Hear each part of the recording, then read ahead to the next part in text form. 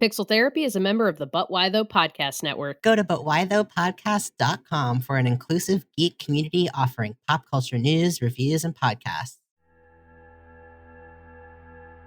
So Salusa's journalism essentially tries to look at it like, okay, well, these things are terrible, but there are definitely people who are trying to work towards some sort of a solution to like make sure that this doesn't happen again. So whether like, and that doesn't have to be like a catch-all, like it solved every problem. It could be like a small thing, like solving an aspect of a problem, or like being building blocks towards solving that problem. So that's kind of what I wanted to do with the games industry, because I kind of felt like that was a thing that was kind of lacking.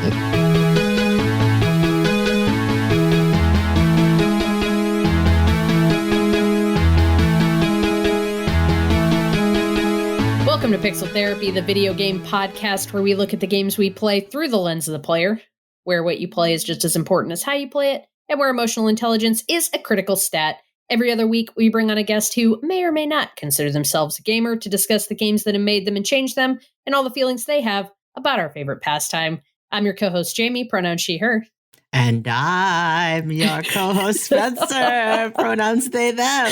Spooky. This is Pixel Therapy Spooky Edition. Wow. Okay. Quick bit of news for everyone regarding our Pixel Therapy Patreon. This is not spooky, so sorry. We're going to take a break from the spookies. Ooh. Yeah, spookies. Just hold on, sit back. We're going to come back to the spookies. So Spencer and I have made a couple quick adjustments, or a couple small adjustments to our Patreon tiers that we just want to notify everyone about. Mostly these were made just to simplify things and to increase the value of your subscription if you're a Patreon supporter. We're all about value. All about value. We're bringing you high value content here. But here's what you need to know about these adjustments. We now have exactly 2 tiers on Patreon, just 2. For the low price of just $2 a month, Yes, you can gain access to our monthly Patreon bonus cast that we affectionately call Pixel Therapy Co-op Mode, which features just Spencer and I chatting it up about all things video games. So if you love all of our playful banter, like that little spooky bit that we just did right there, if that's up your alley and the every other week episode isn't cutting it for you, you can sub at that $2 tier and get one whole extra session of Pixel Therapy monthly for your listening pleasure. And if you're feeling extra generous, anyone who subscribes to the Patreon for $5 or more a month will be included in our name in the credits segment, which we're now going to read in every episode. Wow. So if you sub for $5 or more a month, you'll get a public thank you every time we record. And just as a side note, we do read the names based on subs from the previous month. So for example, if this is really getting you and you're like, I'm going to go sub to their Patreon right now today. If you sub in October, you can expect to hear your names read in November. And we do it that way just to make sure that folks get the whole month of thank yous, regardless of when in the month they decide to join us. The Patreon, we do also occasionally post other content like thought pieces, pics, absurd and overly detailed spreadsheets tracking every game we want to play. Jamie. All of that's exclusive to our Patreon community, and it's a great way to get access to us. If any of that sounds like a dang good time, just go on over to patreon.com/pixeltherapypod and check it out. And also, before I get off of my soapbox, I do want to mention, because I'm not sure we really bring it up very often, but Pixel Therapy, this podcast, is entirely funded by Spencer and I. We're not pulling any ad or network revenue from anywhere. This is just us making this little dream happen. And we gladly do it because we love doing it, but it's definitely not a free endeavor. We do compensate every guest we interview and every artist we work with because we believe in investing in our community and honoring the value of folks' time and energy. And there's a slew of other costs that goes into our hardware and software and hosting and all of that fun tech stuff. So if you enjoy listening to Pixel Therapy, If we've ever made you chuckle or cry or maybe just think about something and you have the means, we would really appreciate you considering subscribing. Especially if we made you think about something. Just something, anything. If you've ever had a thought with us. Yeah, if you ever had a thought with us, could you also maybe have a thought about considering subscribing to the Patreon? We would very much thought. Just a second thought. If we could give you 2 thoughts today, could the second one be maybe I should subscribe to their Patreon? But having said all that, I am now going to give an extra special thank you to a couple of our generous supporters who go by the names of Val and Genevieve, who did go to Patreon and subscribe at the name in the credits tier for the month of September. Thank you, Val and Genevieve, so much, both of you, for your continued support of our show. We really, really appreciate it. And of course, one more time, if you want to get your name in the credits, if you want to get the monthly bonus episode, if any of this sounds fun or worthwhile, just head on over to that aforementioned patreon.com/pixeltherapypod and sign up today. All right, that's it. It's the end of my pitch. And I promise we love you, even if you don't subscribe to us on Patreon. Yeah, seriously. Like, honestly, just listening to the show, being there, we talk about Patreon because, like Jamie said, we do this all ourselves, and it's a labor of love, and we love all of you. But if you're not supporting monetarily and supporting auditorily with your ears, we love you just as much. Thank you. Follows and downloads and sharing the podcast with your friends. There's a lot of different ways to support if the Patreon sub's not in the cards for you. Hell yeah. All right, Spencer and listeners, it's time to get cozy because it's fall. It's spooky season. It's spooky season. Woo-woo. So let's snuggle up. Pull up that armchair. Feel free to lie down on your couch. Throw a log on the fire. Oh, yeah. Throw 2 logs on the fire. 2 logs. We're going to be a while. You know, we're pretty verbose. That's right. Mull that cider. Cider it up. Squeeze an apple with your bare hands. Oh, my God. Is that possible? I don't think that's possible. Scoop a pumpkin's brains out. Okay, you're really taking this in a slightly different direction. I feel like I had one vibe I was trying to cultivate, and you got like both violent and gory. So we're on different spooky tracks here. But yeah, we're going to talk about our feelings now. Spencer, What are you playing? So on the spooky vibes, I feel like I've been in pursuit of the perfect psychological thriller game.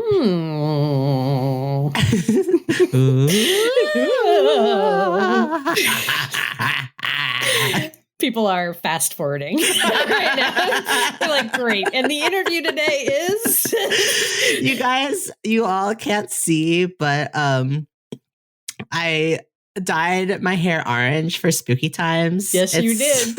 Yes, you did. It is fall. It is pumpkin, or it is dying leaf orange. Ooh. It's just in time for the season. I really love Halloween. I've also like decorated for the first time ever, and like because I've always lived in an apartment, so I've never had the opportunity to just like go hard in the pumpkins, and so I've got big pumpkins, which are there to be big on my stairs. I have small pumpkins, which are there to be on my like hand railings and stuff. And then I have these lights, they're kind of like icicle lights that kind of come down from every couple feet that I've put along the inside of my front porch. Ooh. And they twinkle, and then around the lights are these witch hats. So I have all these witch hats hanging from my porch, blowing in the breeze and spookily twinkling. God. And I did something crazy. I went full suburban soccer mom. Whoa. And I got a lawn inflatable. Yes. Oh my God. It's like all these, it's 10 feet long of all these pumpkins, like these big jack-o'-lanterns all smiling. And then there's a big black cat on one of the pumpkins. And it's like a whole like spooky parade of pumpkins. Oh my God. I'm real jealous. No, I love those things because they blow up. It's so satisfying. They blow up in like 5 minutes. Then you have this huge thing just sitting on your lawn. I'm really kind of jealous because I've also always lived in apartments. I also enjoy Halloween. I'm really excited to hopefully like get some trick-or-treaters for real this year. Oh yeah. But I want to do all that stuff you just named. Yeah. But I start thinking about it and I get sleepy. Oh. About the prospect of setting all those things up. Yeah. And so we have not done any decorating yet. Like I want it in theory, but I don't want to work for it. That's the beauty of the inflatable, my friend, because it is truly effortless. Like I was like, yes, the idea of putting spooky spider webs all over all my bushes, it was great in theory. But then when I looked outside, I was like, I don't want to get on the ladder. But the inflatable, it has the wow factor of someone who spent hours painstakingly decorating. But what they don't know is that you just plugged it in and the magic of air did all the work. And it's this big thing. I don't know. I love it. All right. Gonna have to look into that long term. I think we'll probably keep it a little more minimalist this year. Yeah. I do want to get some pumpkins. But you have to scoop those out, right? You have to scoop them out, even if they're just sitting, even if you're not jack-o'-lantern. They can just vibe. Yeah, they don't get I mean, it's been humid this year, so yeah.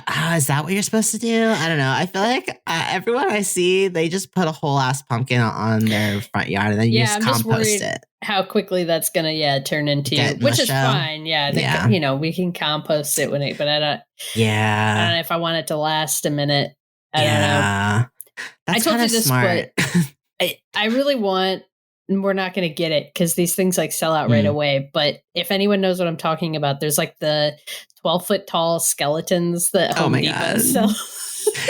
It is an imposing statuesque but it's so creation. Cool. That's so cool. These like $500. Oh my God. We'll probably never get one. But basically what I'm talking about is if you Google a Home Depot giant skeleton, you'll probably be able to find it. But they are these enormous skeletons that you put in your yard that are like taller than the house. Like twice the size or taller than the whole house. Oh my God. Yeah, it's like a 12-foot tall skeleton. And I guess if you have a 2-story house, they're probably not taller, but we have a 1-story house.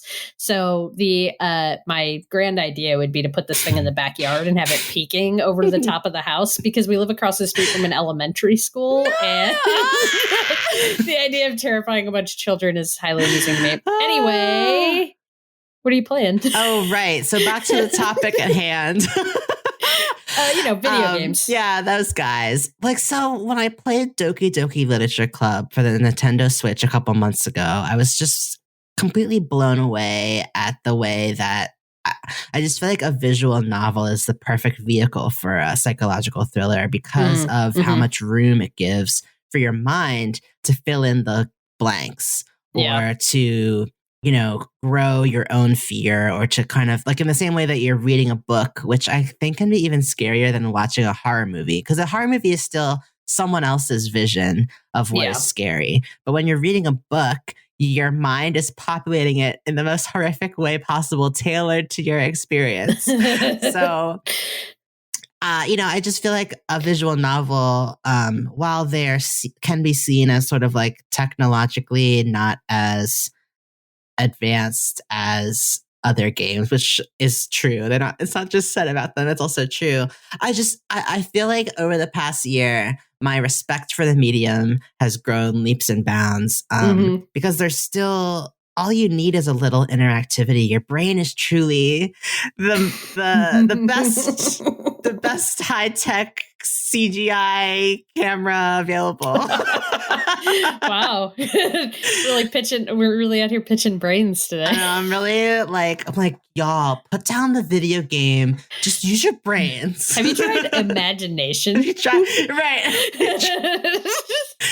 thinking about stuff? Anyway, this is why you should pay us $2 a month on Patreon. Yeah, because look, we just made you think of something. Yeah. But anyway, the game. I played a little game for the Nintendo Switch in honor of Halloween called Little Misfortune. It came out for Mac and PC in 2019 and mobile and consoles last year. And it was developed and published by husband and wife team Swedish studio Killmonday Games.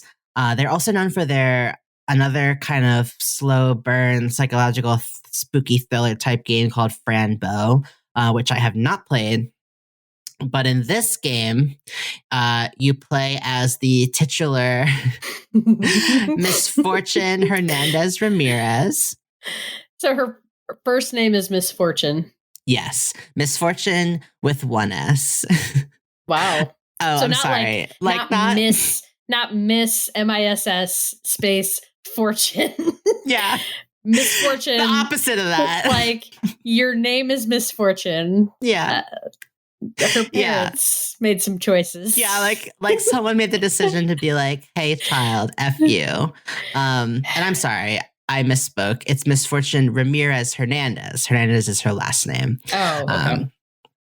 And so you're this little child in a little Swedish town where a bunch of children have mysteriously gone missing. Misfortune kind of that's a thing, but she's got her own problems at home. Early in the game, her parents named her Misfortune. Well, yeah, so. it's that was maybe they shouldn't have had a kid. I don't know. Right. maybe they didn't want a kid. Sounds like they didn't want a kid. If the name didn't tip that off for you, then her reality certainly will. We've right off the bat, we've got a pretty sad, abusive, neglectful household situation going on. Dad is not really in the picture. Mom is often drinking what Misfortune calls juice, but is pretty clear is something more stronger than that. And what you get the sense of is that Misfortune spends a lot of time by herself. She has lots of forts in her bedroom. She has a very active imagination. She loves to carry glitter around, and when she sees something scary or what's the word? Traumatic. What's that old word? What's the other word for scary? It's on the tip of my tongue. Yeah. She throws glitter on it, and the action of throwing glitter, she'll be like, glitter for you, and she'll throw glitter on the thing that's scaring her. Like, for example, a dead animal that had been killed. Throwing the glitter kind of superimposes it with a child's drawing of a happy animal with stars around it. And so you kind of get the sense that she uses the glitter as a child's resilience, like the way that you're kind of as a child able to tunnel vision your way through traumatic stuff. And just are able to compartmentalize to the point where you can move past things. It's just sort of represented in that way. And so Misfortune's playing by herself, and she suddenly hears a voice that she aptly decides to name Mr. Voice. And the voice tells her that she has the opportunity to play a game with him. And if she plays the game and makes it all the way to the end, he will gift her with eternal happiness. Oh boy. And immediately, she decides that she'd love to play the game because the eternal happiness is something that she'd love to give to her mother. And even though her mother kind of ignores her and doesn't always seem happy to be around her, she hopes that giving her the eternal happiness will make her feel better. I think something that's interesting about this game is that everyone other than Misfortune is wearing a mask. You see people walking around wearing these almost kind of like the classic theater. What's that? Like the happy mask and the sad mask. Oh. I know what you're talking about, but the drama. Masks, yeah. I'm not sure. Comedy and tragedy. Is that what you're looking for? The comedy and tragedy masks? Yes, yeah. And so it's like the world that you're living in it's drawn like a children's book, almost like painterly. And it kind of is this mixture of sweet and melancholy. Like the tone of the game almost kind of reminds me of, there's a series of short films called Don't Hug Me, I'm Scared. And it's kind of like a children's set, like bright, vivid colors, cute like creatures or household items, that have facial expressions, or like they sing and play along together like a children's puppet show. But there's a darkness kind of underpinning the whole thing. There's an unsettling wrongness that kind of slowly settles over the whole set and characters. And maybe the lyrics become very disturbing, or the music goes on too long or is too loud, or they cut into a cake and blood starts spilling out and no one comments on it. Maybe the camera lingers on someone's face for so long that in a puppet's eyes, you start to wonder if instead of happiness, you're actually seeing fear there. It's such a great description of that YouTube series. It's like, it's haunting, but it's hard to like describe. It's hard to pin why. Yeah. Like why it's so disturbing. Like, because as an adult, we don't expect, or as someone of any age, these are the spaces you feel like you know what to expect. And so when that's so easily and jarringly subverted, it's like extra horrifying. That's kind of the vibe that I get from this game. Like if you glanced at it, you would think that it's a sweet game about a little girl playing with imaginary friends. But when you actually play the game, and it's masterfully done. Like I said, I want to linger there for a second and say like the art and so as I said, sort of a visual novel. It's very much kind of like a interactive narrative adventure. You're moving left to right through a changing scene. You're following Mr. Voice as Misfortune. You're leaving her house and sort of leading her on an adventure to play games with this voice, and also to sort of find Benjamin, who is a anthropomorphic fox that Misfortune has been seeing popping up outside her window time and again, and has developed something like a crush on him and wants to figure out who he is, where he comes from.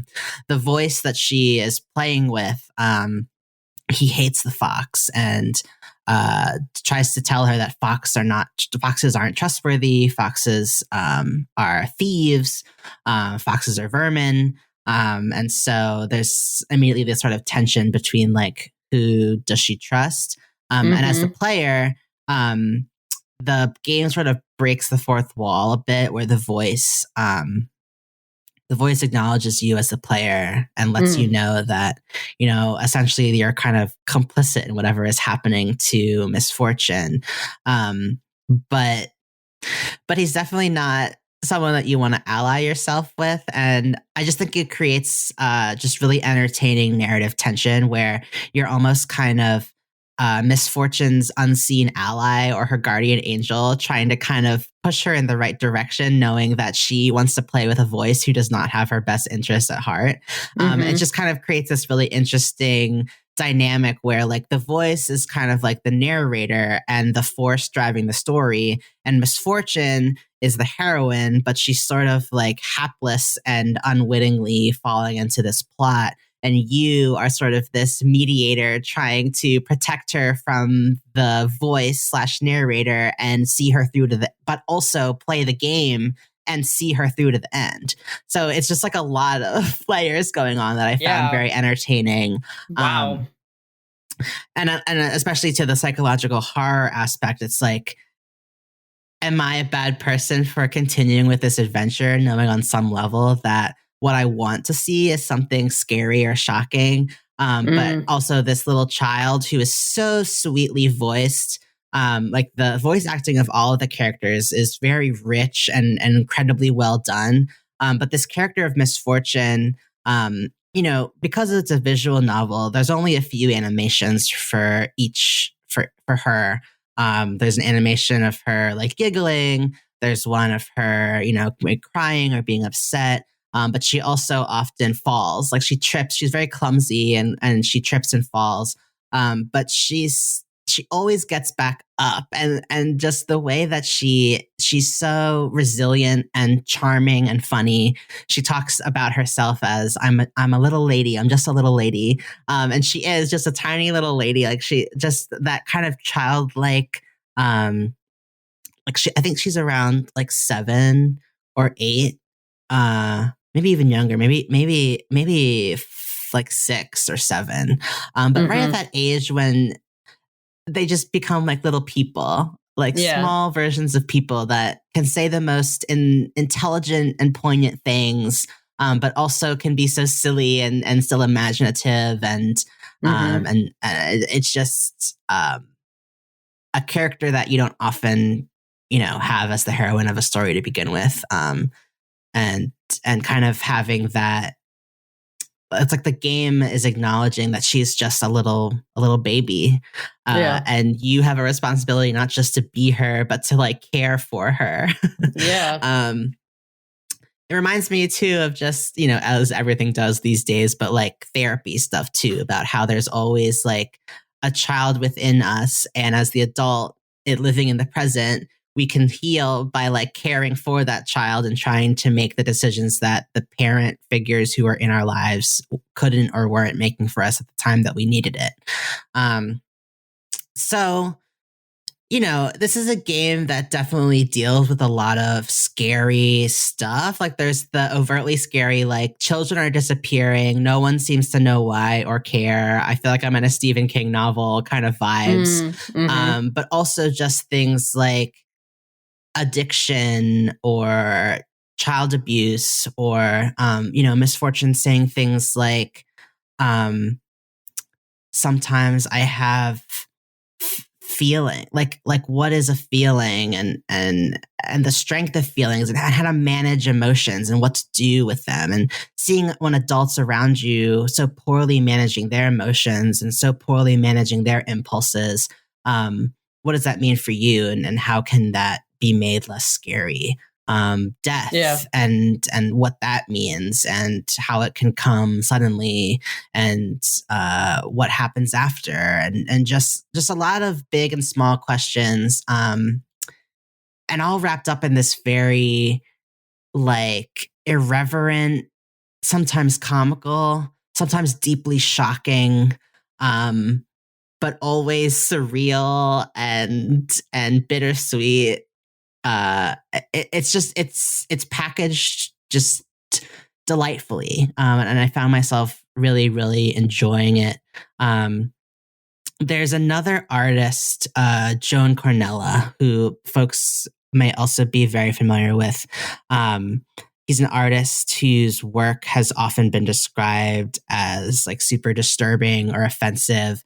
He uses like really simplistic, like brightly colored like panels, kind of like a comic, but he'll kind of create these really, it's like using Black humor to kind of explore the kind of darker sides of human nature, and with these like wacky, unbelievable, darkly comic scenarios.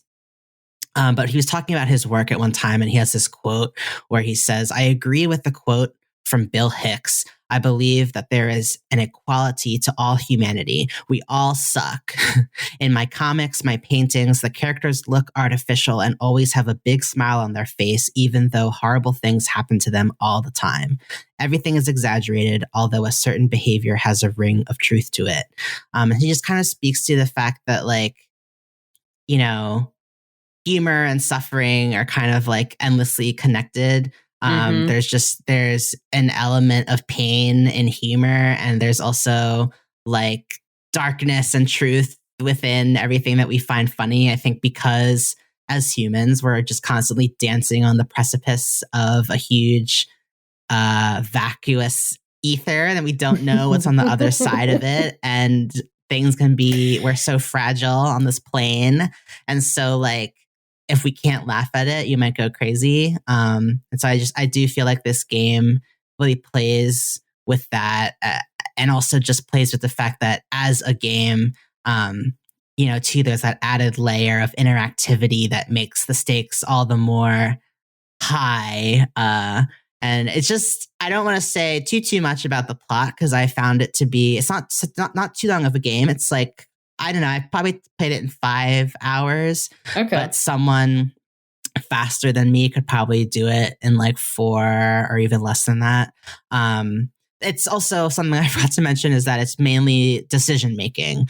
Like you're moving through this story, you're following the voice, and then you're given choices. Like, do I cross the road or do I wait? Do I see a fish? Do I take the fish with me or do I help it flop back into the water? Do I say this or do I say that? And the decisions you make will affect how events play out, even though the end of the game is ultimately one ending. You can sort of create different sequences of events or uncover different dialogue options depending on the choices that you make.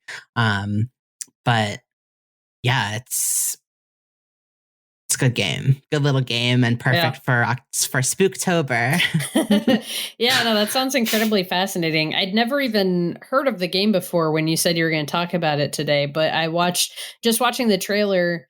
Well, there's so much more that you filled in there through what you were saying, but I was super intrigued by the trailer. Even just that concept of the trailer really leans in on like the voice's prospect of like what he's offering to Misfortune and the allure of the idea of eternal happiness. Is that even, which is kind of like a childish notion, right? That would even be something you could pursue, but there's also, I don't know. There was something very intriguing about that as a premise, because I think that's, I thought the game was more of a puzzle game. So that's interesting to hear that it's more of like a choose your own adventure from the trailer. So I just this idea that you're working through all these scenarios, you're going through all of this with this, kind of the carrot at the end of the stick being the idea that you would get eternal happiness and be able to give that to someone and solve all of their problems, which I think as an adult, you as an adult then playing that game, steering Little Misfortune through all of that and trying to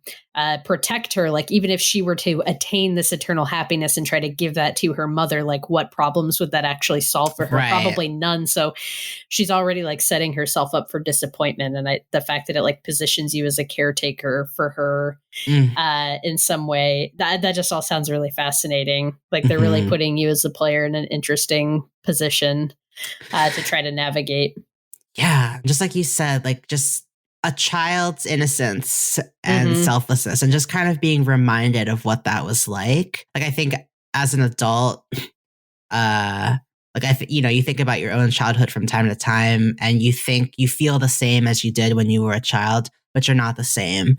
And I think a lot of healing from trauma, from childhood trauma as an adult, is like being reminded, like, you were 5 years old. Have you talked to a 5-year-old lately? Do you know what a 5-year-old talks like and sounds like and looks like and acts like? Because like my therapist would say, like, you're telling me about this thing that you went through when you were 5, as if it was like, and you're talking about how you should be able to get over it or how you should be, different by now. But have you met a 5-year-old right now at your age? Because like, that wasn't okay. And I think we tend to, as like trauma survivors, we tend to like age ourselves in our minds. And I think that's a way to cope and a way to like to move past it. But when you're healing, you have to look at it face head on. And I think the way that this game, people of all ages, or I mean, maybe 14 and up should play this game. But like, I just think that the way that it presents that to you is really unique, to kind of have that opportunity to really see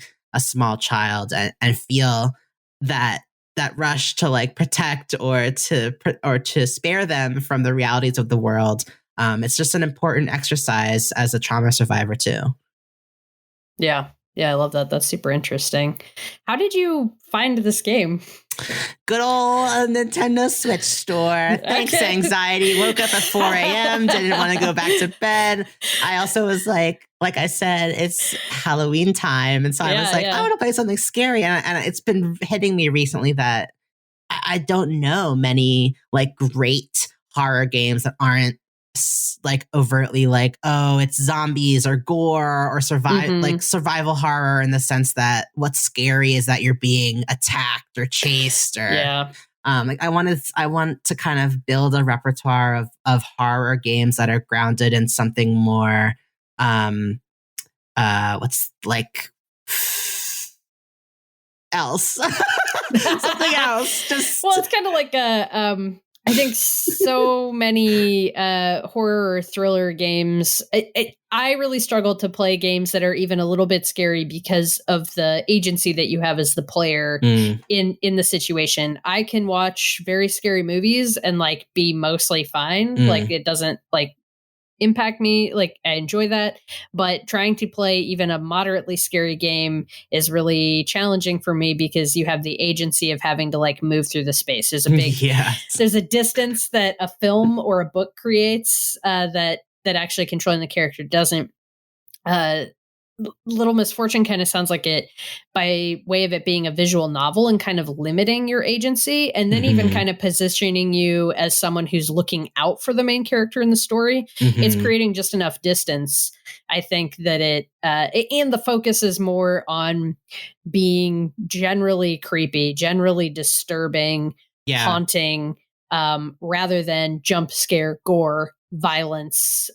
Your life isn't being threatened so directly and like maliciously. There's more of a general vibe of like something is not right here, and that's creepy.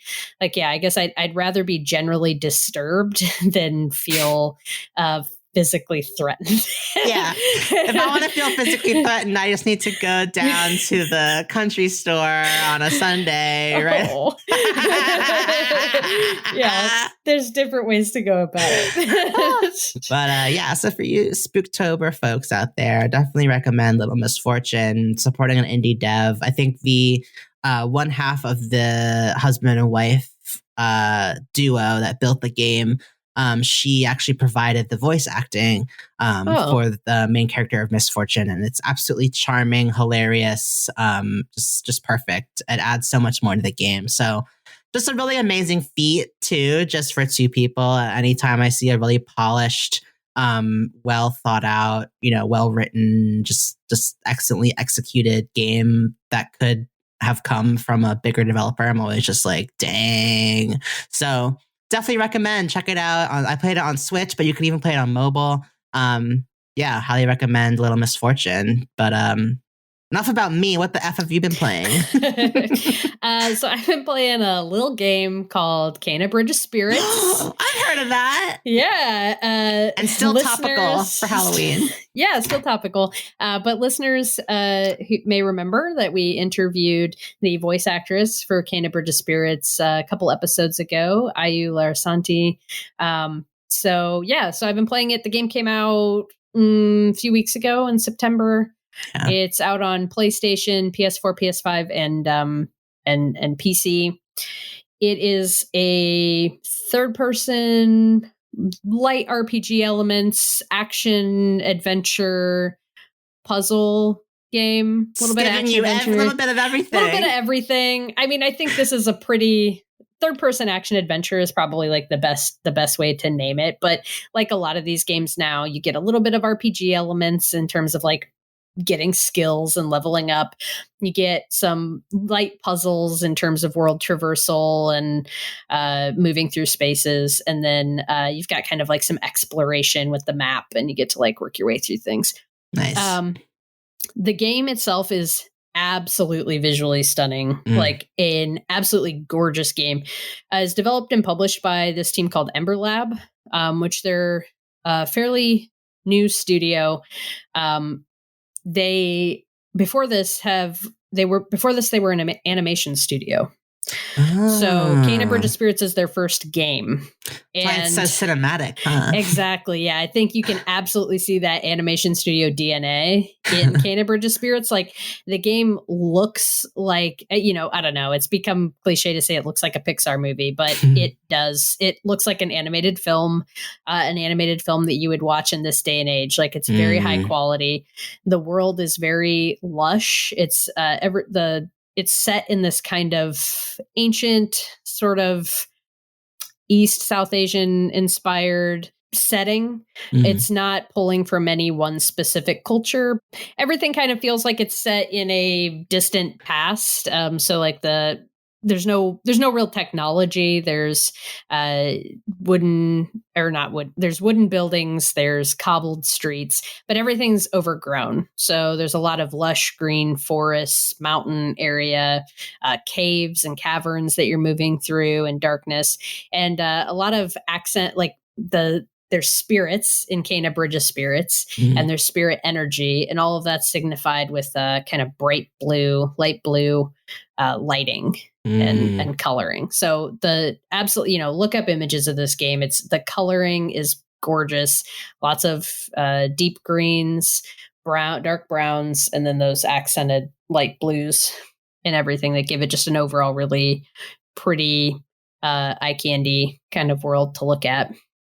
As Cana, you are, the titular Cana. You are a spirit guide. And I really don't know much else about her. She's coded as being probably like teenager / early 20s. So like a young woman. She also has very pretty blue eyes, dark hair, voiced by Ayu, as we said before. But yeah, you don't really get a lot of insight. I haven't finished the game yet. I think I'm a little more than halfway through, about maybe 6 or 7 hours. It's taking me longer because the big surprise to this game is that the combat is hard as fuck. Oh, wow. Interesting. Very challenging combat.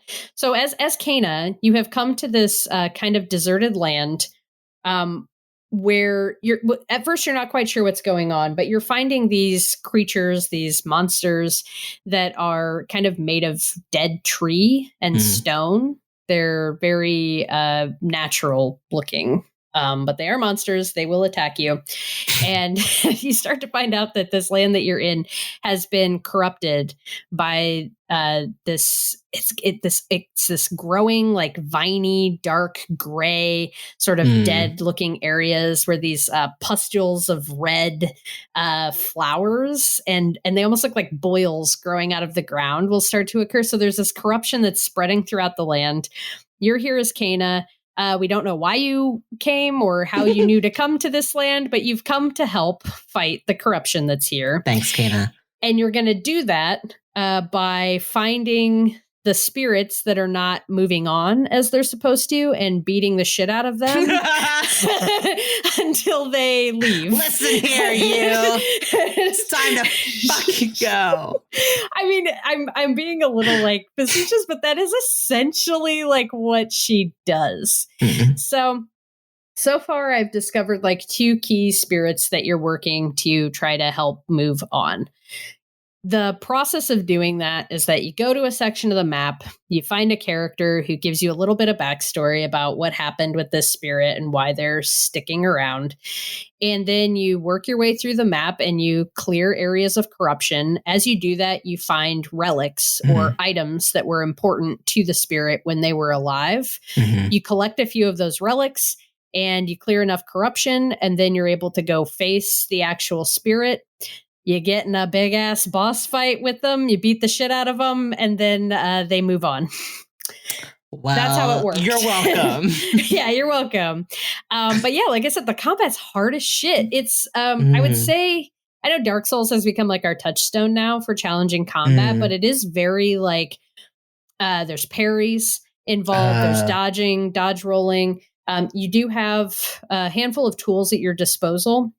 I hadn't mentioned yet, but as you're exploring the world, you're collecting these fuzzy little creatures called rot, which we talked with Ayu about when we had her on. But they're kind of these little black buzzballs that have cute little pink beans on the bottom of their feet, and big googly eyes, and little kind of round edged teeth. They're very cute little guys, kind of reminiscent of the dust sprites in like Spirited Away.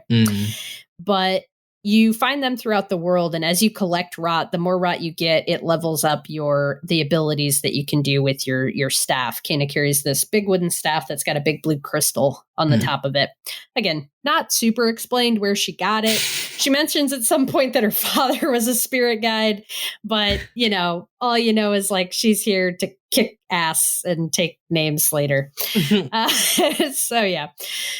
So the rot will help you in your fight. You can do special moves with them. You can send them to kind of distract an enemy, and then you can go wail on them while the rot's like distracting them. Nice. It is very. I like the little system that they have with it though, because the rot you can't use. Obviously, the rot is like a special move, but to earn the special moves, you have to collect what's called courage. So the idea is that the rot has to get brave enough for you to be able to send them to attack the enemy. How do you make them brave? To build up courage. It's like the name is cool, but then it's like you just get it by either.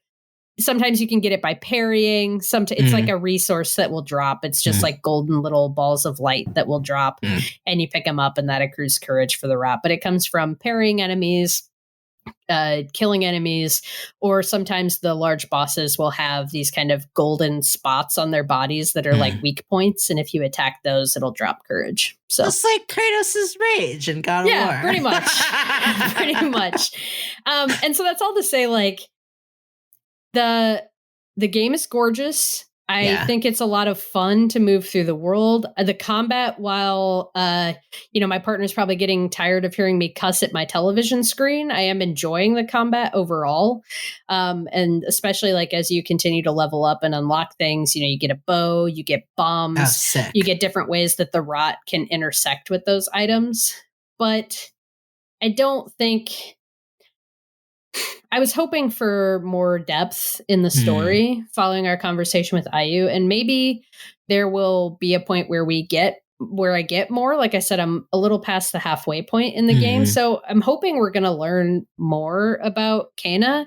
But where it's at right now, like she really just shows up, and I think the characters that she's helping are interesting enough, but also even the way that that's presented, it doesn't feel like the game set up so that you wouldn't have to care about any of that if you didn't want to. Do you want more world building? Yeah, I would have liked some more world building. I would have liked getting to know Kena a bit more. It also, like, most of the conversations and stuff that you have happen by you walking, like you'll see another character in the world, you walk up to them, you hit a button, they'll give a line of dialogue, you have to hit a button to move on to the next dialogue. It's just not presented in a super immersive way. And there's almost no conversation that happens when you're not specifically in these moments that you're interacting with other characters. It's not Kena's pretty alone, and she doesn't really talk to herself or give you much insight into her interior world. So you're kind of just left to, and she's a pretty blank slate for me right now. Like, I really don't know her motivations or why she's doing this or where she comes from or really anything about her. So that kind of, it's making this more of a game that's like fun to turn my brain off with at the end of the night, but it's not something I feel like I'm super emotionally invested in. Yeah. Additionally, they've built this beautiful world that's a lot of fun to traverse, but they don't give you anything really interesting to find in it. As I mentioned before, you find the relics as part of the story. You can also find things called memories. There's a few of them for each of the main spirits, and those are cool to find because that gives you more insight into the character that you're helping, like, to move on. But aside from that, they have all these other, like, you can find chests, you can find barrels, you can find these things called curse chests that when you open them, it triggers usually like a timed fight or a certain number of enemies that you have to kill to unlock the chest. You can find all this different stuff, but you open it up and the only stuff that's in it is either hats for your rot, which is cute. Aww. It's really cute. Like, I love putting cute little hats on the rot. Yeah. But the only stuff that you find is hats for your rot, which have no real impact on gameplay. They're just cute. Or currency to buy hats for your rot. Like, that's it. They need hats, Jamie. They need hats. But it's just like all of that exploration just divvies down to that. So at a certain point, it's like, okay, I'm like fighting these enemies in this frustrating cursed chest. Like, I was playing it last night and I gave up on a cursed chest because it was pissing me off. And I was just like, what's even the point? I'm going to piss myself off with this for 45 minutes and I'm just going to get some fucking orbs to go buy another hat for one of the rot. Like, I don't know. Yeah. I'm really interested to see what this development team does next, for sure. I think this is really impressive as a first outing. Yeah. I think it's definitely worth playing if any of this sounds interesting. Like if you want to just go into a pretty world and run around, and Kana's double jump is cute as fuck. She jumps up in the air, and then when you hit the double jump button, she spins in this little like whirly move. Yeah. The rod are super cute. Like there's a lot here that's worth playing, and that I'm enjoying. But it is deceptively hard. It is not what I was expecting at all for what felt like it was going to be a cute little short experience. It's taking me a lot longer because the combat is really tough. And I don't think it's an especially deep game, at least not from what I've seen so far. So a little bit mixed on it overall, but not upset that I picked it up at all, and really excited to see what comes next from Ember Lab. Yeah, it's like you said, they were an animation studio to start. So it's like, they went hard on the mechanics. It's like, y'all know how to make a game. So the next iteration, bring back that storytelling, cinematic stuff too. And then we'll have the perfect game. Yeah. Awesome. Well, we'll go ahead and transition over to our guest for you today. Hell yeah. And that guest is Isaiah Colbert. Isaiah is a staff writer at Kotaku, where he focuses on bringing solutions journalism to the games journalism space, ensuring that their writing focuses on the folks trying to make the gaming space better and offering possible fixes or opportunities that can spring from gaming's many challenges and woes. Isaiah also shared some sage wisdom about recognizing when you're not ready for a given piece of media and learning to leave it behind and come back later, the importance of talking about games subjectively and from our own personal experiences, and how writing in the game space can often mean writing for an audience that doesn't really want to hear what you have to say. Then we close out the combo with a thorough discussion of how the disgruntled protagonist that is Geralt the Witcher finally got Isaiah into a fantasy game. We had a great time chatting with Isaiah, and we're sure you're going to love them too. So without further ado, here's our interview with Isaiah Colbert.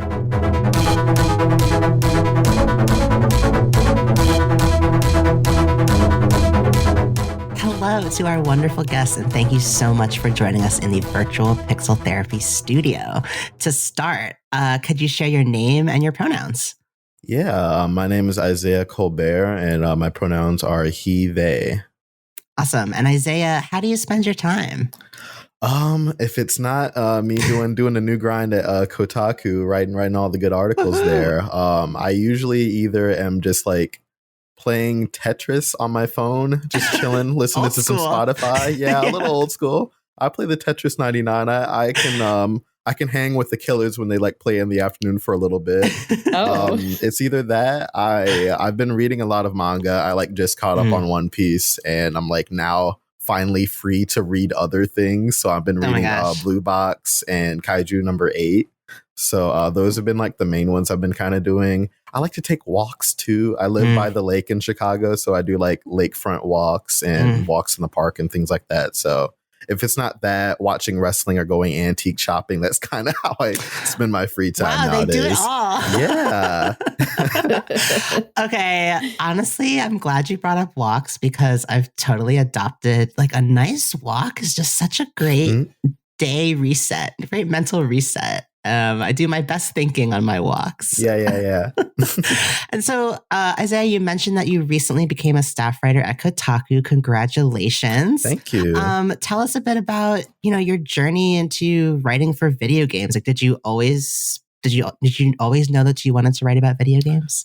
I always like to start telling the story by like saying, because I'm from Chicago, but I was living in Cheyenne, Wyoming for a spell. About a decade is a spell, I guess.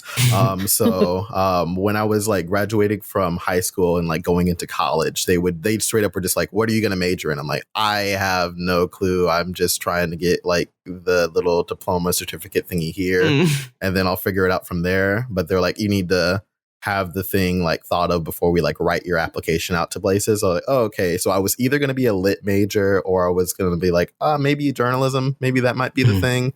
I like, oh yeah, here he comes. Just like I said he would. My cat just jumped into my lap for everyone in the audio listening world. Yeah. But so I decided on journalism, and like, I never really knew what I really wanted to do, but I was like, I'm kind of an old head when it comes to like YouTube stuff. So I would like watch Machinima ETC And the guys there, Kale Anonymous and Elliot and Ricky specifically, would kind of be like my inspiration to be like, okay, they're just doing like fun things. And I would just be like really inspired by it. And I would just like try to do that with like either the writing or the different things that I do. So they were a pretty big inspiration for me. Like, especially starting out in like journalism for schooling, it's always just like, all right, you want to do things for video games, we're going to like try to classify you, I guess, but that would mostly lean in towards like magazine writing. So like I had to do a lot of the hard news stuff. So like the like going to City Hall and like writing the minutes and like, oh, here's this thing for this bill. I'm like, this isn't really what I want to do, but at least the training is like gonna help me out somewhere. Totally. So TLDR, I kind of realized that I've like sort of almost overstayed my welcome really, or like I can't really peak in like Cheyenne, Wyoming. So I decided that I needed to like I took a year off college, paid my way to like pretty much have all my stuff sent out to Chicago, like by working retail for like a whole year. Then myself on like New Year's Day. So got back here. I was like, all right, we're going to finish out college. I like decided on Columbia College, Chicago. Like that was the only one I applied for. And I was like, I either get it or I don't. And we just go from there. I got it. And then it was like, all right, cool. We're going to try to do the journalism thing again. I either get it or I don't. I got it. So I did a little bit of that again. And yeah, I graduated in on like May 14th of this year, like during the COVID time. So congrats. I definitely picked a weird year to just decide to get my shit together, really. So like I did legal expenses to like buy the microphone and like do like the whole Elgato key lights and like green screen background. I was like, I'll need it for work eventually. Yeah. And so like for a while it was just like, okay, so my like dream jobs would either work at a place like Kotaku, IGN, or Polygon. And like it was always just like the pipe dream kind of a thing. And a lot of the times like the college advisor would say like, yeah, literally just kind of apply everywhere. And like that kind of wasn't working for me, because they would be the jobs that would be like the entry level jobs to like propel you to where you'd like to work. And I kind of don't like to bullshit myself and like waste my time a little bit. So I'd rather shoot for the moon and maybe land on a cloud at like a place that's like close to where I want to go. And luckily enough for me, like Patricia Hernandez was like one of the people I would just like show off like her articles to in class and be like, I want to write like this, you guys. And they'd be like, okay, cool. We're going to like go off and be like Chicago Tribune or like big high profile like writers, and you can just, you know, figure yourself out somewhere else, I guess. So I managed to somehow make that work. I joke that I have like a stand from like Steel Ball Run where things just kind of work out.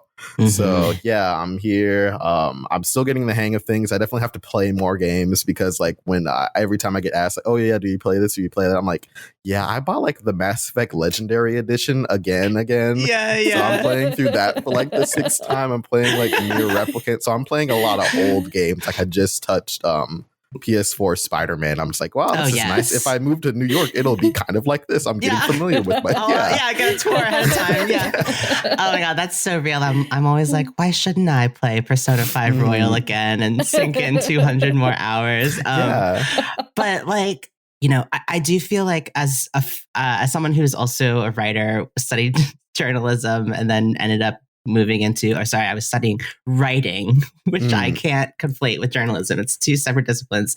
But as a freelancer, and like I really found that it was difficult to sustain passion writing about something that you're not all in feeling about. And so like I really respected what you were saying about you know, you're gonna shoot for the moon, maybe land on a cloud. But you kind of had to, you know, for yourself, maintain this discipline, this vision, because people around you just weren't able to relate or see, you know, the same thing. And so, I was curious, like, did you find in school, like that people, when you said like, I want to do games journalism, like how did people react? Did they take that seriously, or did you kind of have to fight for that?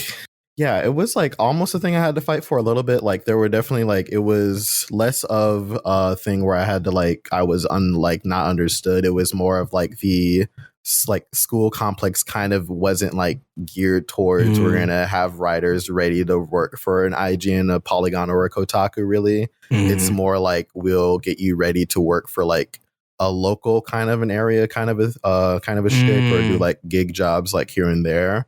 So a lot of it was just like there weren't really those laid connections quite yet.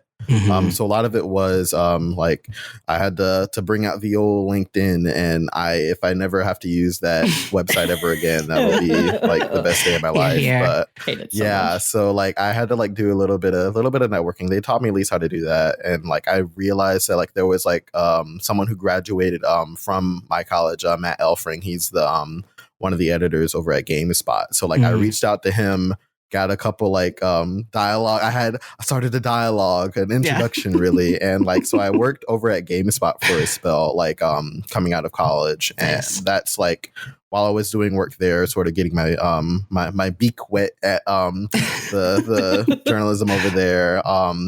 I like had also applied to like pretty much everywhere. Like I joke about like I was like up late, like swiping right on job applications. It's been like whatever at this point. We just kind of need to not burn through our savings with this nice studio apartment that's overpriced because it's by the lake. But those walks though. Yeah, the walks. I can't knock the walks. That's like the one part I'm going to be disappointed on when I eventually move once that super happens. So yeah, so a lot of it was just like trying to network there. I like reached out to a lot of the people in the industry because I kind of wanted to get a feel for like what was going on, because like I've been like a silent observer of things. I like talked to like people like Khalif Adams on Spawn on Me to like sort of ask like things like that. I talked to Janet Garcia, who used to work at IGN, just to get a feel for like what's the industry kind of doing right now, and just like talking to people at like Fanbyte and like even like some of the newer people at Kotaku, just to really get a feel, because like I've always been like kind of a lurker observer on Twitter, just to see like the goings on and like following the like public figure people in the industry to kind of look at. But it was definitely like me still being a student of the game really, and just like trying to get a feel for like how things are, because it wasn't like I like wrote like my Kotaku introduction piece. Like it's not lost on me that a lot of the times like the people that you're writing for aren't going to be the biggest fans of what you have to say. And I like kind of noticed like a bit of like the toxicity within like the game journalism industry, and just the general just swath of kind of bullshit that kind of happens with two game developers and just people who just really don't deserve it. And like just taking all that into consideration and just like noticing how like a lot of the people I'm seeing in the industry like have a bit of a chip on their shoulder, and like sometimes when they write, like they might lash out at people who maybe don't deserve it, or like it's just you've been in there a little too long, so like there's kind of almost no light in the end of the tunnel, so you kind of get a little cynical. So I kind of wanted to add something new to the space in like whatever way I could. And the one thing that came out of like my time during college was I like came across this like field of thinking called solutions journalism. And essentially that is like any like piece of news that we get, any like news blurb that comes out, it's usually half reported. Like it's usually like the big bad thing happened here, sit with that, and then wait for the news for the next big bad thing that happens. And like for readers, writers, and everyone involved with the story, it's like not really conducive to anything. You just kind of feel like you are just waiting for the next bad news and just to doom scroll throughout the day. So solutions journalism, So solutions journalism essentially tries to look at it like, okay, well, these things are terrible, but there are definitely people who are trying to work towards some sort of a solution to like make sure that this doesn't happen again. So whether like, and that doesn't have to be like a catch-all, like it solved every problem. It could be like a small thing, like solving an aspect of a problem, or like being building blocks towards solving that problem. So that's kind of what I wanted to do with the games industry, because I kind of felt like that was a thing that was kind of lacking, or a thing that like we usually have like the big Bloomberg articles to like let us know the big expose thing that's happened in the game industry, and like we don't really get much reprieve in between that until the next big Bloomberg article to let us know the other messed up thing happening in the industry. So I kind of wanted to like not just to be like writing like fluff pieces to be like, yeah, I feel good about this, guys. I like not ignorant that like, yeah, no, shit is still terrible. But like I'll still keep a level head about that when it needs to be talked about. But like just to highlight like, yeah, there are people who are working towards, even in small ways, to make sure that the world's a little bit of a better place than it was the day before. So I got to like dip my toe in that a little bit. I got to talk to Mary Kinney about her book Gamer Girls, where essentially she's a game dev over at Insomniac Games, and she wanted to write a book just highlighting all the women in the industry who've like kind of paved the way for people, just as not only like it's an inspiration for people who want to like enter the space, but as like also inspiration for people who are currently in the space that just also feel that like drudgery of just like the industry is kind of shit. Why am I here? What do I do next? Kind of a thing. So that's the kind of writing that I like to do. Here and there, I'll throw in a wrestling piece or some anime piece. But honestly, like that's kind of the thing that fuels me, is just to find the people who are trying to be the change makers and to, I don't know, just highlight them with my words that I post on the internet. Yeah.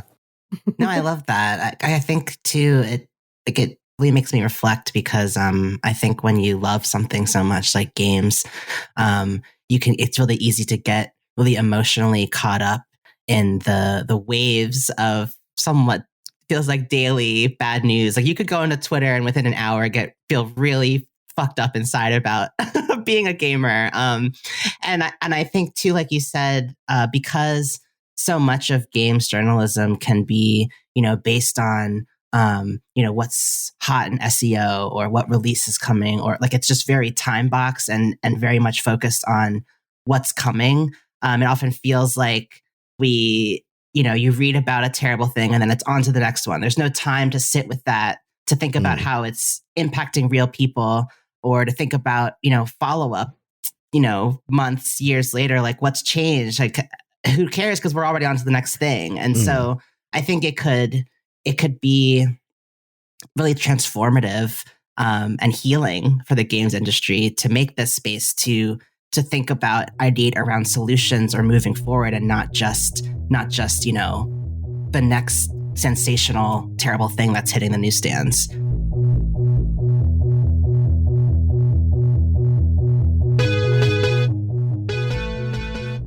Earlier, you mentioned, so you referenced your piece for Kotaku where you were announcing that you were joining as a writer. And in that piece, you mentioned that you were really excited about Kotaku due to your belief in Patricia Hernandez's mission to change it for the better. And you mentioned Patricia earlier as someone who influenced you when you were still in journalism school. And I wanted to just read a little bit of a piece that she wrote back in June when she announced that she was becoming editor-in-chief of Kotaku. We'll also drop that link in the show notes for the folks at home. But Patricia writes, "I want Kotaku to reflect things that are real. I want to print stories that you'd be able to tell a friend about at a bar, even if they don't play games. The way that we talk about games on the site should be the same way that we talk about it in an actual conversation. I don't care if the language or attitude at Kotaku appears proper and respectable. Fuck that. Games are human, and so are we. Anytime there is a discrepancy between what we actually think and what lives on the page is when we betray not only our readers, but ourselves. I want to move away from treating gaming like a product or industry, instead examining them more as microcosms for the human condition. Games are worlds onto their own, often developing not only customs, traditions, and dedicated languages, but also their own vectors of power and influence. Games provide a crucial framework for parsing modern life, and Kotaku will now be an attempt to capture that." I thought her piece was awesome. It was really exciting. Yeah. It was like a breath of fresh air. And I just wanted to ask, how does what Patricia's trying to build at Kotaku mirror the kind of shift that you also want to see in the games industry? Yeah. So like the piece that I always reference from Patricia was kind of like her analysis piece for Life is Strange 2. And what like really got me about that is that like it was not just like a review of the game at large, but like she also tied it into how it connects to her family dichotomy and just like the politics that's going on in like the world, like during like under the Trump era, and just like all the other pieces of media, like Knives Out, that like also touch on like being an immigrant and just things like that. And like being able to just like not just talk about a game like it's a product review, you throw on your like your 5-star rating or like whatever metric system that you have for it, and then just like being done and moving on to it. Like that's not really like, it's kind of like the pump and dump kind of like PR stuff that like early on in journalism, like that's kind of how you start out. Like you kind of learn how to do like the press release thing. So like you're aware of how it's done. And there's always that like there was like honestly a bit of intimidation with me getting into the space because it always felt like, hey, you get to cover this piece now. So it's like, oh God, I have like a big responsibility to cover this piece because there's gonna be like a lot of eyes on it. So like I feel like I have to be like respectful to the audience, but also to like the piece I'm covering.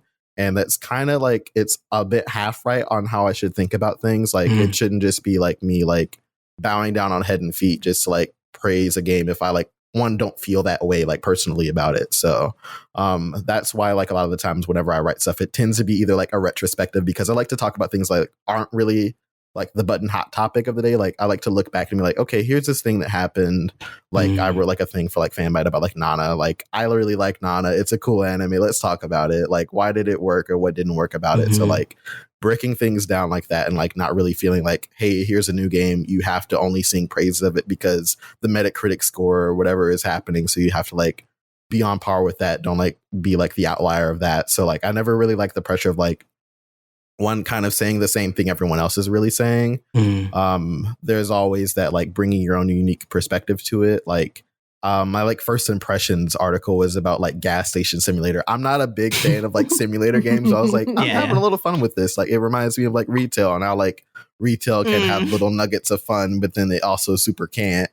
So like being able to like take that piece and I was like, I don't know if I'll have anything really to say that's like, I don't know, like worth weight to people who are like actually in the like simulator game like sphere, and I'm just kind of like a filthy casual who just plays Tetris on the daily.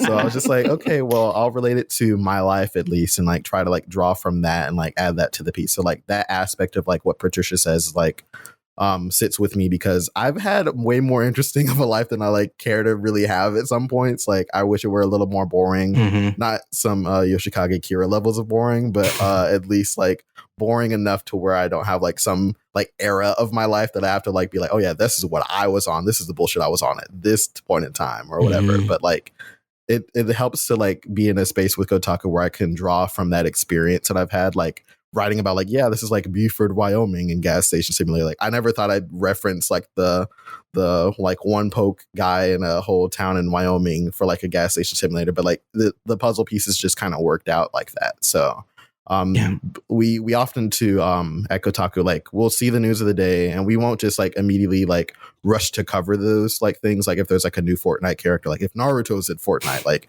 I might want to write that, but sometimes I'm not in the mood to talk about Boruto's dad. So like we'll pick and choose like what like actually we kind of care about, like, and then also like if it's a big enough news story that like people aren't really covering or like they aren't doing like the Kotaku kind of like flavoring of it where we add a little bit more of like our life experience into like why this kind of matters, we tend to not really cover it. So I also appreciate that because like there's also a lot of pressure to like look at like the news of the day, check out like YouTube, check out Reddit, check out Twitter and be like, oh man, I kind of don't want to cover this. Like, oh yeah, you don't have to. Like, oh, okay, cool. Like the no pressure of like actually writing about things that I'm passionate about. And so like there was even like moments where like I wrote about like AEW and they were like, Kotaku covers wrestling now? Like what is this? Did AEW write this? Like, no. I've just been a real big fan for like the past like 12 years. So I kind of just needed to get that out and being like able to like pitch things that like I care about as well that like might not usually fit under the Kotaku sphere. But if like I care enough about it and have a good enough pitch for it, it usually will like we'll workshop it and try to figure out how to have it housed on the website. So that's also an aspect of it that I really appreciate because like I felt like when I was in college, I never really had time to like the game journalism side of me that like Spark kind of got like beaten out a little bit. So I had to focus on like maybe more like politics, even like covering the whole like election from last year was kind of the bane of my existence. And now it's kind of broken me in a very special way to be like entertained a little bit by politics. But like I felt like that kind of gotten beaten out of me a little bit to where like I felt like I only really had like weight to talk about like movies and like just like comic books and stuff because that's kind of where I was only able to really spend my free time. Like I've forgotten that I could pitch video game stuff, but like it'd been so long that I felt like whatever I had to say was like 6 or 5 years too late of a perspective to really have. So in me trying to catch up with like the games of the day but still having like things I've sat on with like other pieces of media and being allowed to write about that has definitely been very inspiring because it's like I always feel like I'm kind of the black sheep of like the whole like games industry because I don't really know all the newer stuff. Like I'm aware of it, sure, but like I don't have like that one-on-one experience because I still have like the last gen consoles. So it's been very rewarding to at least sort of like experiment with my craft and like different other mediums as well. Yeah, I really appreciate hearing that, because I feel like it's almost unfair how games can take years to build. Like, and it could be one person working on it, it could be a whole team, but sometimes it's really normal for it to take 5 to 7 years for this game to come together. And then it's put out into the world, and it seems like its cultural relevance is such a short window where it's worth covering, it's worth talking about, and then the next game's coming out. And I really feel like people who are 5 to 6 years, quote unquote, late to a game have really interesting things to say about it, because maybe they've spent a lot of time with it, or maybe they're coming onto it with the perspective of someone playing the game in 2021 versus 2015 when it came out. And like, these games took years and blood and sweat and tears to make. So I feel like there's years that can be spent examining them and picking them apart and finding new things to talk about from them and drawing inspiration from them. And so I really appreciate this perspective that Patricia is speaking of, and that you are as well, because I feel like it's a better way to think about covering games, like to think about it long form and not just the year it comes out or the season it comes out. I don't know if that resonates with you at all. Oh yeah, definitely. Because like definitely, there have been games where like there are games that like I've played that could be done in like a sitting. Like I think of like Hellblade: Senua's Sacrifice. It's one of my favorites, and like I remember explicitly being like towards the end of the game, and I was like, I will now stop playing this game for 2 years because I feel like whatever message this game is about to give me, I'm not like actually at that point in my life to be like ready to receive.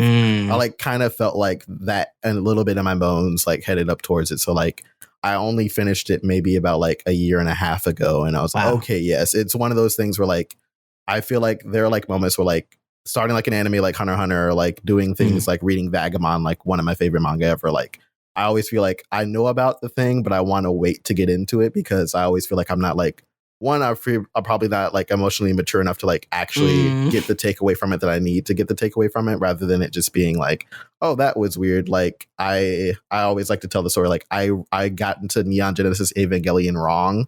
I just got off of the high of watching Pacific Rim, and I was like, I need to watch some mecha stuff.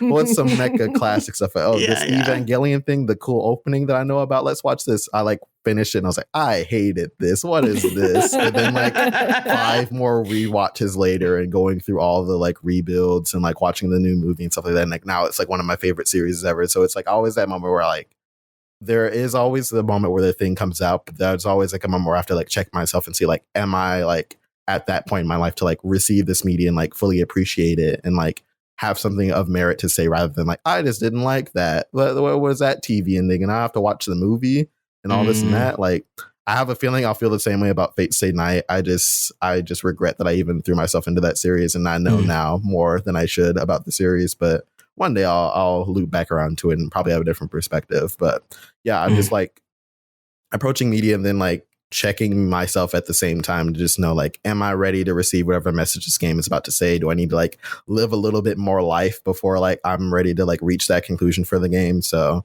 yeah, there was a stretch of time for Senua's Sacrifice where I was like, I can see where it's going and I don't think I'm ready yet. So yeah, I think that's important too, just to check yourself too, not to just feel like you have to like binge the whole game and be done with it and get your like trophies and stuff like that. Like there's definitely like a moment where like getting that like that number moment helps your mind goblins to be like, yes, we've done it, we've achieved something. But I do think it's also important just to like take care of yourself a little bit too, like not to say like you're not like mature enough to handle a message, but like if it's something that's going to be a little bit deep and a little bit personal for you, also like be like take care of yourself and take a step back as well. Wow.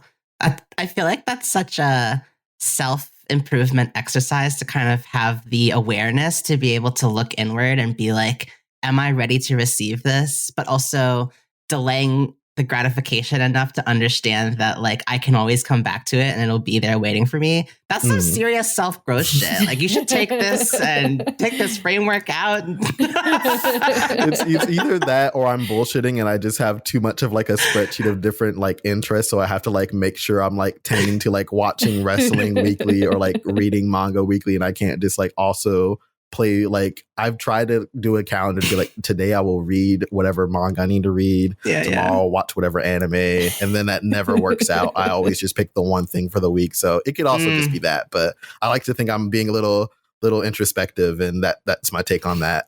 No, I'm going to adopt that too, because I suffer from the same affliction. I want to play it.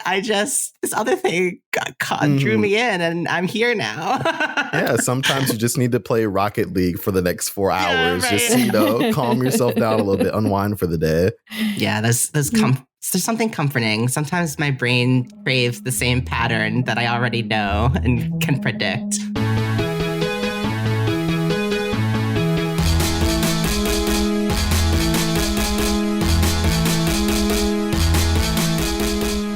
Anyway, so speaking of games, we often ask folks on our show to talk about a specific game that influenced their life in a big way.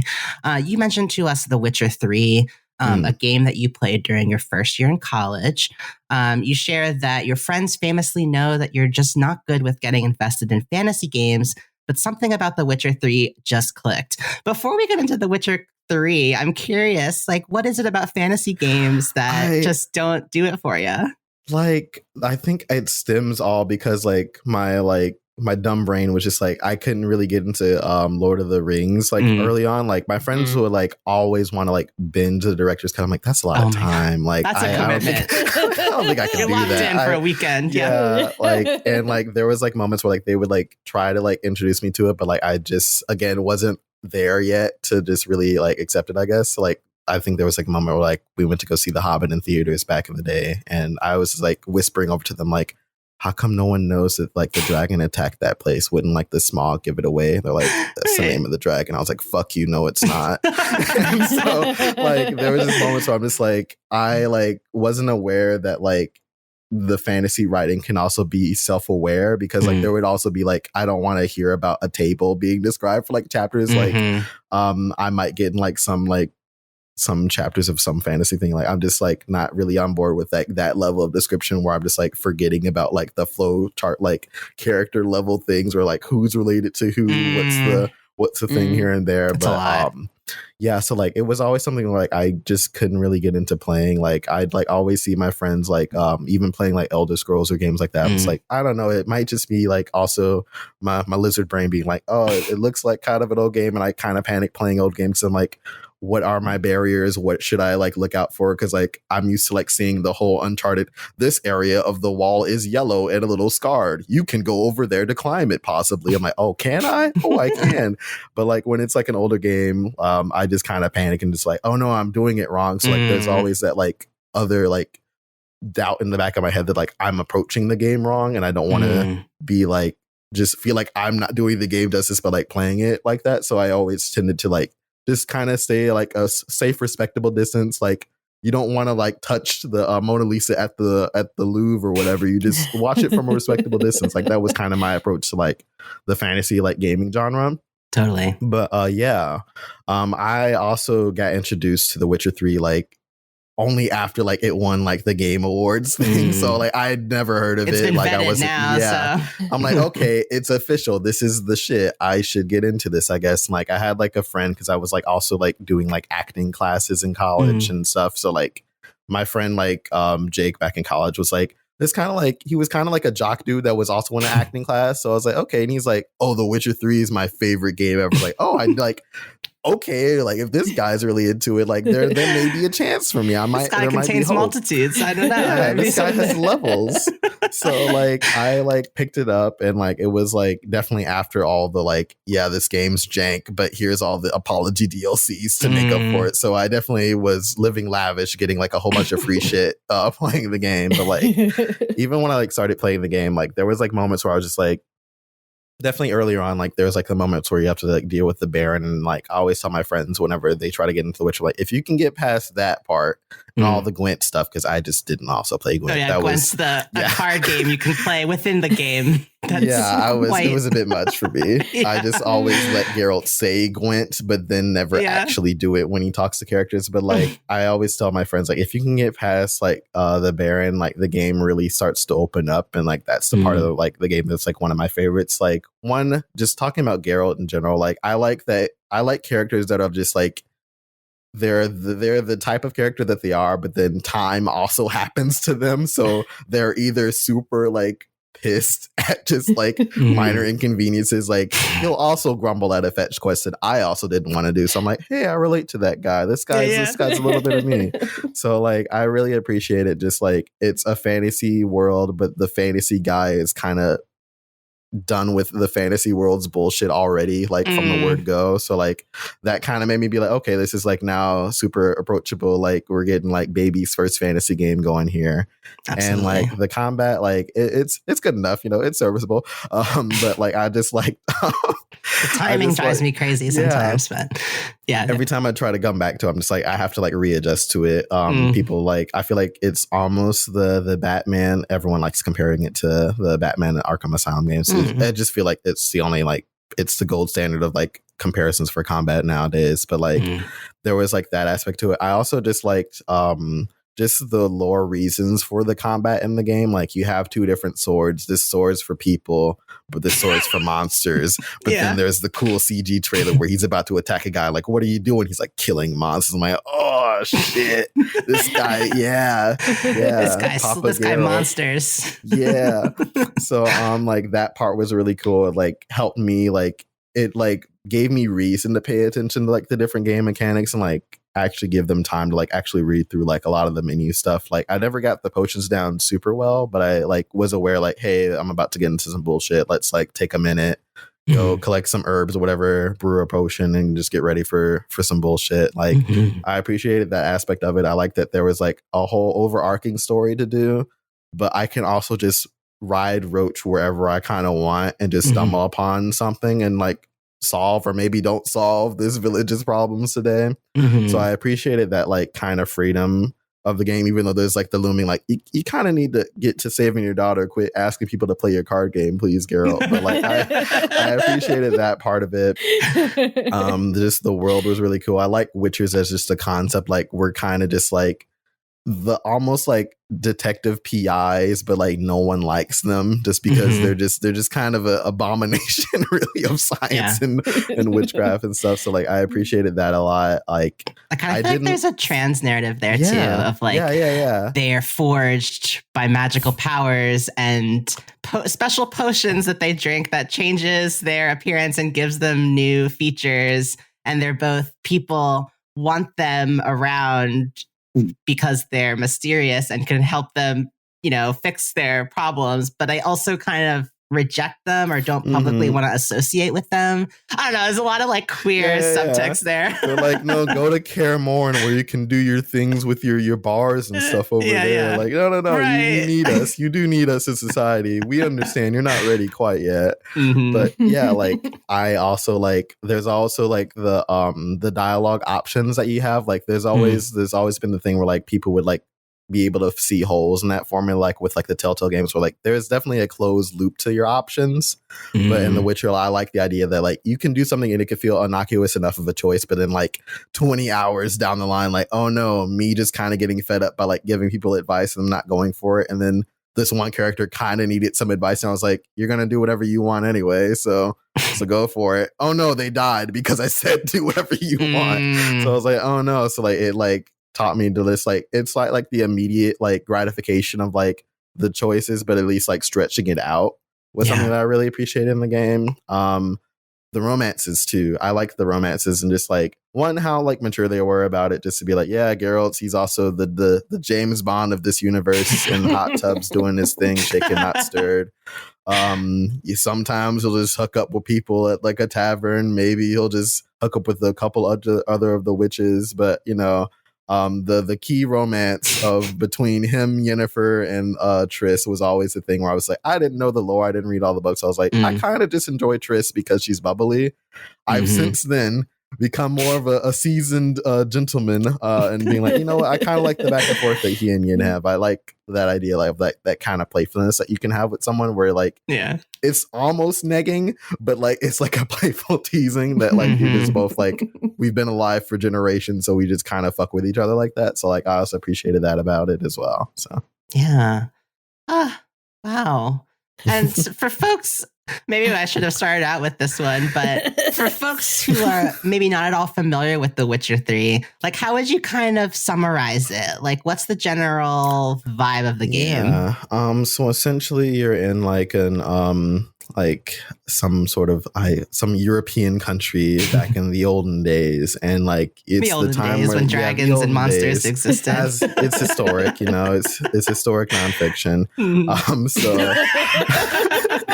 So essentially like you have like a land with like kings and different like regions and stuff like that, but like to sort of like safeguard people, there's always like an army and like different like people and like witches and like would like sort of advise the kings and stuff. But like if you need an actual job done that's like maybe too dirty or too risky for like the I guess the bourgeois of the times, the proletariat witcher, you can hire them and they'll get the job done. So witchers are essentially like a mutated like human being. Like the lore behind them is kind of fucked up too. Like they just kind of kidnap kids, but we don't talk about that. Watch the Netflix movie with Papa Vesemir where he's like weirdly attractive.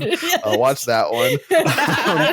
But yeah, you play as Geralt. He's like a white-haired witcher who just, you know, he's already tired of the bullshit, so you don't have to go through the whole, he's an optimistic Link going through the world and like just kind of being disappointed by people maybe down the line. He's already been disappointed by people, so he's just like picking and choosing what he wants to do. And so you're going through the world just kind of doing like solving people's problems, taking bounties, and like just doing the like with that. But your adoptive daughter, Ciri, gets like, she's kind of being hunted by these people called the Wild Hunt.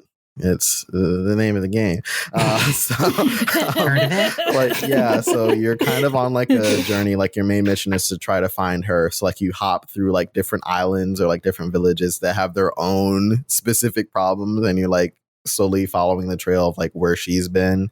And you like deal with like other people and like who try to form alliances with you, or people who are like trying to like get you to do something else that like might be at like Ciri's detriment. So like you're kind of playing through the whole game, doing that, trying to find her, trying to like also like you decide the kind of witcher Geralt is, even though he's already like an old dog who like kind of is a bit settled in his ways. But you can decide like whether he's like an old dog with a heart of gold, or just like, no, just fuck, the world is a fuck, 1,000 dead cops, that kind of a vibe. So yeah, you're kind of going through the game doing all that, and like there's like cool moments where like you assemble a whole team of like all the warriors that you like come across during your journey to like have like a fight against the Wild Hunt and stuff. So yeah, the game's really fun. I enjoy the game very much. It was very, very worth that game award that it got that time years ago.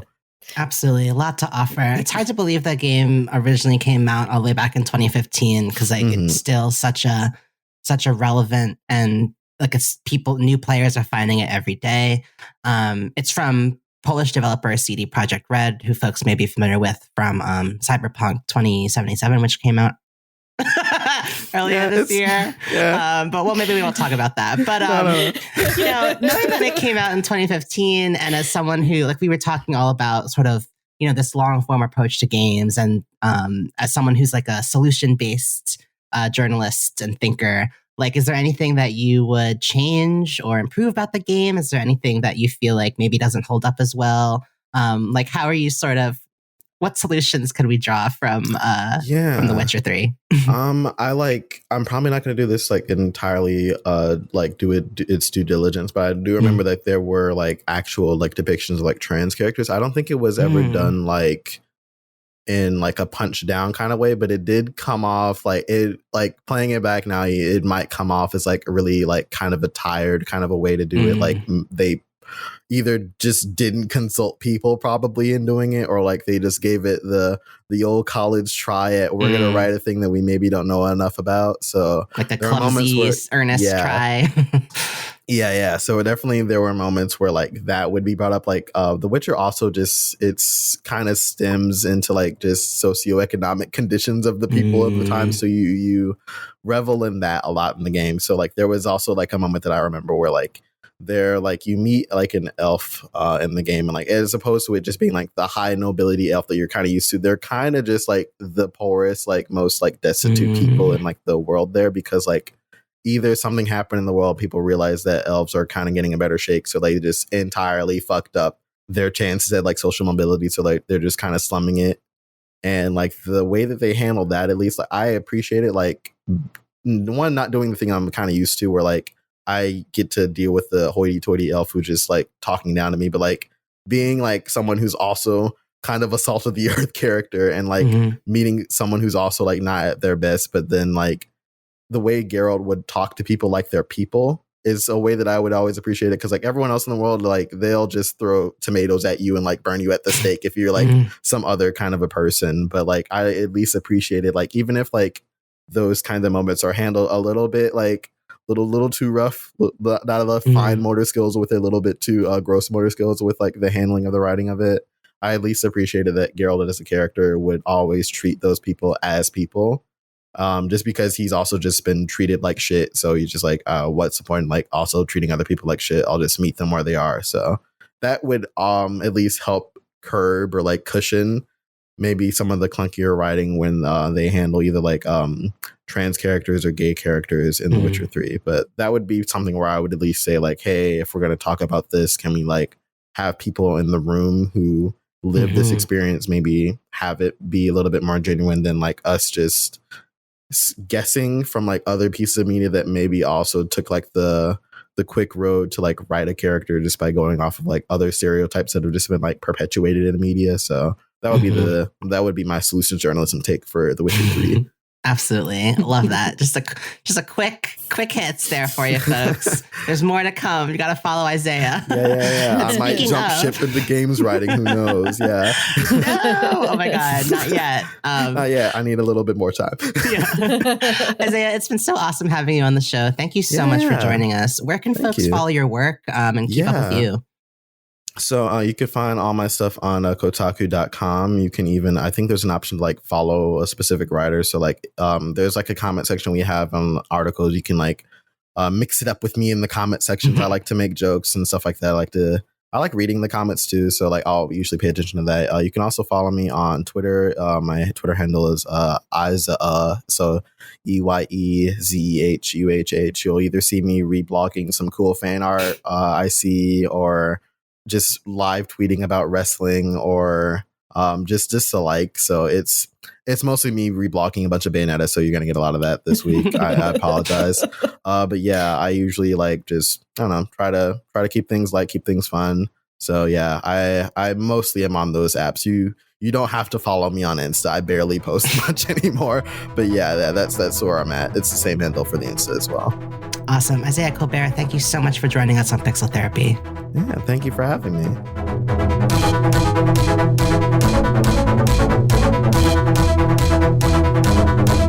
Time is up for today's session of Pixel Therapy. Thank you for tuning in, and we hope that listening to our thoughts and feelings gave you some thoughts and feelings of your own. If you want more Pixel Therapy, come check us out at patreon.com/pixeltherapypod, where you can snag that monthly bonus episode for just $2 a month, plus opportunities to get involved with the community and influence the show directly.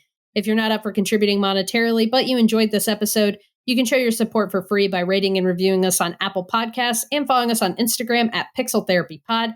That stuff is just as important, and we appreciate it just as much.